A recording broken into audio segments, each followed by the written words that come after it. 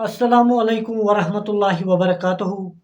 दोस्तों, आज की इस वीडियो में हम बात करेंगे कानून के एक उस कंसेप्ट के बारे में जिसको आम लोग में सिटे के नाम से जाना जाता है। ये सिटे क्या होता है? जब भी दो पार्टीज के दरमियान, दो हमसायों के दरमियान किसी ज़मीन के बारे में या किसी के मकान की कंस्ट्रक्शन के दौरान कोई मसला पेश आ जाता है, हम आम तौर पे ये सुनते हैं कि मैं आपके खिलाफ कोर्ट से सिटे लाऊंगा। ये सिटे क्या होता है, इस पे मैं आज बात करूंगा। सबसे पहली बात यह है कि जो आम तौर पे हम सिटे का लफ्ज़ इस्तेमाल करते हैं, कानून में ऐसा कोई लफ्ज़ नहीं है इसके लिए, बल्कि इसके लिए जो कानून में इस्तेमाल होता है लफ्ज़, उसको हम इंजंक्शन कहते हैं। इंजंक्शन दो तरीके के हो सकते हैं। एक होती है आर्जी इंजंक्शन, या आर्जी हुक्मनामा कोर्ट से आ जाता है, या दायमी हुक्मनामा कोर्ट से जिसको हम परपेचुअल इंजंक्शन भी कहते हैं। जब हम सिटे की बात करते हैं, सिटे कानून में ये कहते हैं कि जब भी कोई लोअर कोर्ट या उसके ऊपर जो हायर कोर्ट होता है, मिसाल को जो लोअर कोर्ट डिस्ट्रिक्ट कोर्ट होता है, अगर हाई कोर्ट से कोई आर्डर आएगा कि कोर्ट में जो कोई प्रोसीडिंग चल रही है उसको स्टॉप करो या उसको सस्पेंड करो, और जो वो आर्डर होता है उसको जो कोर्ट की तरफ, हायर कोर्ट से लोअर कोर्ट की तरफ मुंतकिल, मतलब आर्डर जो आ जाता है, उसको हम सिटे कहते हैं। अब जो कोर्ट कोई आर्डर का निकाल लेता है, मिसाल के तौर पर जैसे आर्डर 39 सिविल प्रोसीजर कोड के अंडर जो कोर्ट आर्डर पास कर लेता है, उसको हम इंजंक्शन के नाम से मासूम करते हैं। अब मैंने कहा कि इंजंक्शन जो होते हैं ये दो तरह के हो सकते हैं। एक होता है टेम्पोररी इंजंक्शन, जो आरजी हुक्मनामा होता है कोर्ट की तरफ से, जिसको हम इंटरिम इंजंक्शन भी कहते हैं, टेम्पोररी इंजंक्शन से ये नाम से भी मासूम करते हैं। और दूसरा होता है परपेचुअल इंजंक्शन होता है, या मैंडेटरी इंजंक्शन आ जाता है कोर्ट की तरफ से, और इसके बारे में जो कानून डील करता है उस वो है स्पेसिफिक रिलीफ एक्ट। आज के इस वीडियो में हम बात करेंगे सिर्फ टेम्पोररी इंजंक्शन के बारे में या इंटरिम इंजंक्शन के बारे में। जो order 39 of civil procedure code है, उसमें कुछ ऐसी चीज़ें इनूमरेट की गई है, कुछ ऐसी चीज़ों के बारे में कहा गया है कि जहाँ पे कानून कोर्ट को पावर दिए गए कि वो इंजंक्शन एक आरजी हुक्मनामा पास कर सकता है, आरजी आर्डर पास कर सकता है, जिसको हम इंटरिम इंजंक्शन या टेम्पोररी इंजंक्शन के नाम से जानते हैं।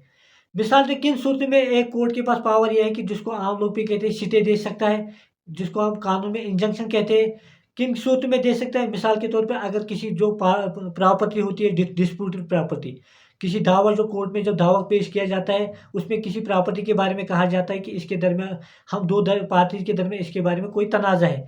अब अगर कोर्ट को लग रहा है कि ये इस प्रॉपर्टी को वेस्ट किया जा सकता है, ख़राब किया जा सकता है, या कोई इस प्रॉपर्टी को बेच सकता है जिससे किसी पार्टी को नुकसान पहुंच सकता है, वो उस सूरत में टेम्पोररी या इंटरिम आर्डर पास करता है, जिसको हम कहते हैं आरजी हुक्मनामा।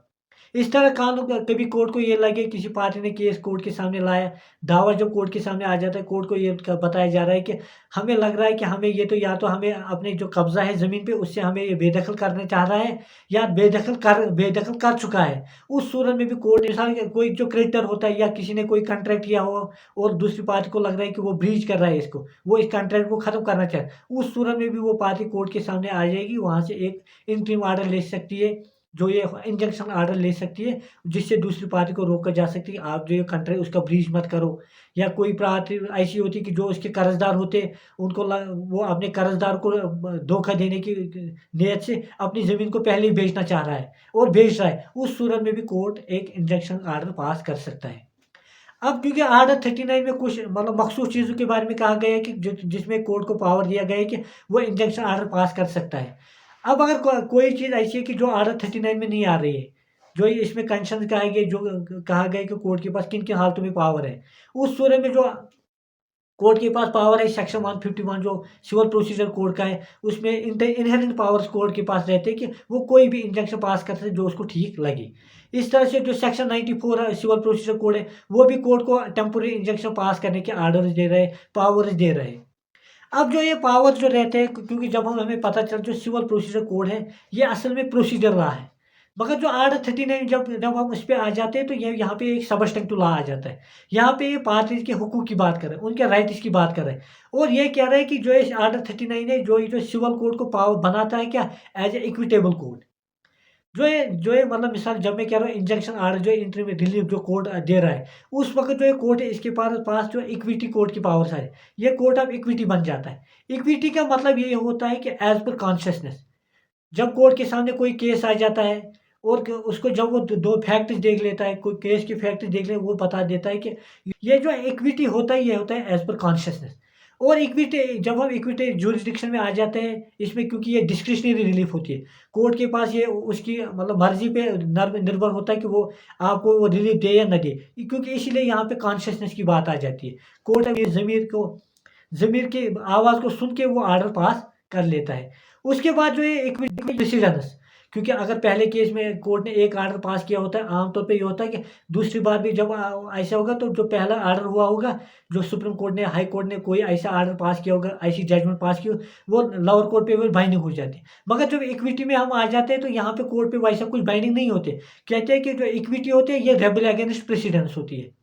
जो कोर्ट प्रेसिडेंस है, जो जुडिशल प्रेसिडेंस, उसके खिलाफ ये एक तरह का ऑर्डर आ जाता है।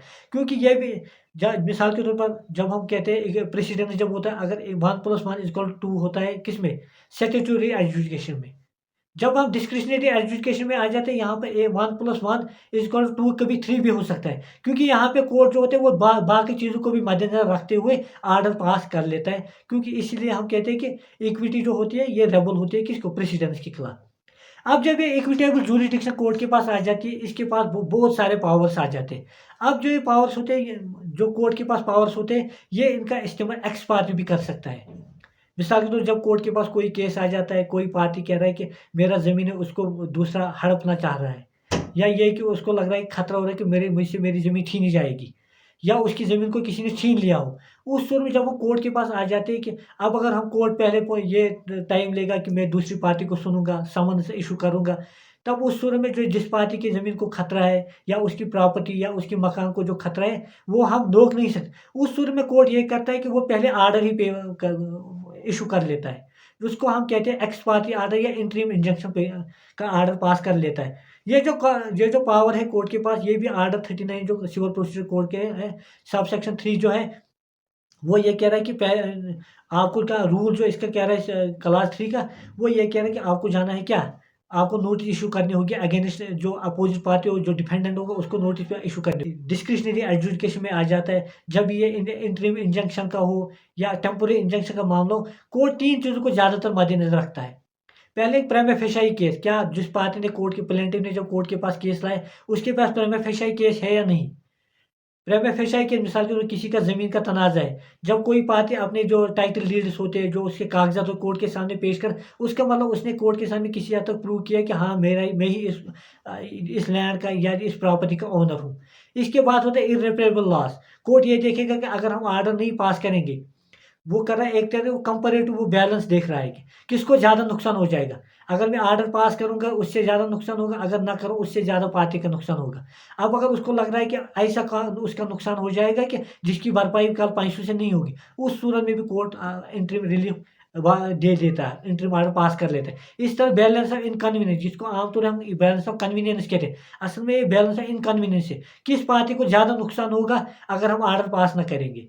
ये तीनों चीज़ें, प्राइमा फेशियाई केस, इर्रेपरेबल लॉस या बैलेंस ऑफ इनकन्वीनियंस, ये चीज़ें कोर्ट के अब जब भी वो इंटरिम रिलीफ की जो मामलात आ जाते हैं, उनमें उनको ज़हन में रख के ऑर्डर्स पास कर लेता है। आज के लिए इतना ही। थैंक यू, शुक्रिया।